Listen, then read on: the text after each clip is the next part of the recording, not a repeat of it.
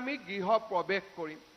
আমি অত্যন্ত আনন্দিত যে 2016 চনত প্ৰধানমন্ত্ৰী নৰেন্দ্ৰ মোদী ডাঙৰীয়াৰ দ্বাৰা আমি অসমত 26,11,793টা পকী গৃহ নিৰ্মাণৰ লক্ষ্য আমি লাভ কৰিছিলোঁ। ইয়াৰ ভিতৰত প্ৰাৰম্ভিক অনুসন্ধানৰ পিছত আমি 25,73,325টা গৃহ আমি আবণ্টন আৰু কাম আৰম্ভ কৰিবলৈ সক্ষম হৈছিলোঁ।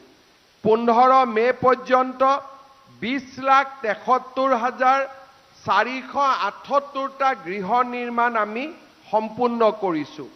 ইয়াৰ ভিতৰত এই 20 লাখ ঘৰৰ ভিতৰত 16 লাখ ঘৰেই 2021 চনৰ পিছত অৰ্থাৎ আমাৰ চৰকাৰ অহাৰ পিছত আমি সম্পূৰ্ণ কৰিবলৈ সক্ষম হৈছিলোঁ। আমাৰ যি পুৰণা তালিকা আছিলে, যোৱাবাৰ কেন্দ্ৰীয় মন্ত্ৰী ডাঙৰীয়া আমাৰ অসমলৈ আহোঁতে তেখেতে আমাক 3 লাখ ঘৰৰ আবণ্টন দিছিলে। আৰু যদি আমি নতুনকৈ 3 লাখ ঘৰ পাওঁ, 3,17,000 ঘৰ পাওঁ, তেতিয়াহ'লে পুৰণা তালিকাৰ প্ৰতিজন ব্যক্তিৰে ঘৰ দিয়াৰ কাম আমি সম্পূৰ্ণ কৰিব পাৰিম।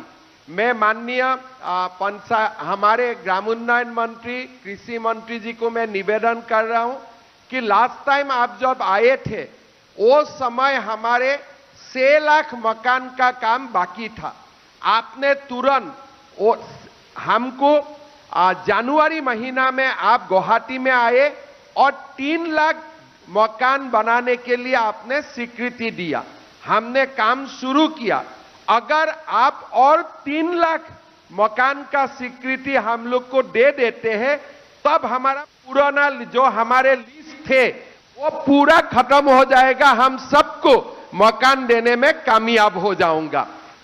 यार पिছত 26 लाख घৰৰ पिছত এতিয়া আমাৰ প্ৰশ্ন আহে যে য'ত যাৰ নাম নাই তেওঁলোকে ঘৰ কেনেকৈ পাব। যোৱাবাৰে মই আপোনালোকক কৈছিলোঁ যে প্ৰধানমন্ত্ৰী ডাঙৰীয়াই দ্বিতীয়বাৰ শাসনলৈ আহিয়েই 5 কোটি আৰু নতুন ঘৰ বনাবলৈ সিদ্ধান্ত ঘোষণা কৰিছিলে। আমি জিঅ' টেগিং কৰিছোঁ। আগে পিছে জিঅ' টেগিঙৰ দ্বাৰা নহয়, এইবাৰ আমি জীৱিকা সখী বাইদেউসকলৰ দ্বাৰা জিঅ' টেগিং কৰিছোঁ। গাঁও সভা হ'ব আৰু যোগ্যজনক আমি আকৌ নতুন তালিকাত অন্তৰ্ভুক্ত কৰিম। আৰু লগে লগে এইবাৰ আমি সেলফ জিঅ' টেগিং অৰ্থাৎ নিজৰ জিঅ' টেগিং নিজে কৰিব পাৰোঁ কৰাৰো টেগিং নিজে কৰিব পাৰোঁ কৰাৰো সুবিধা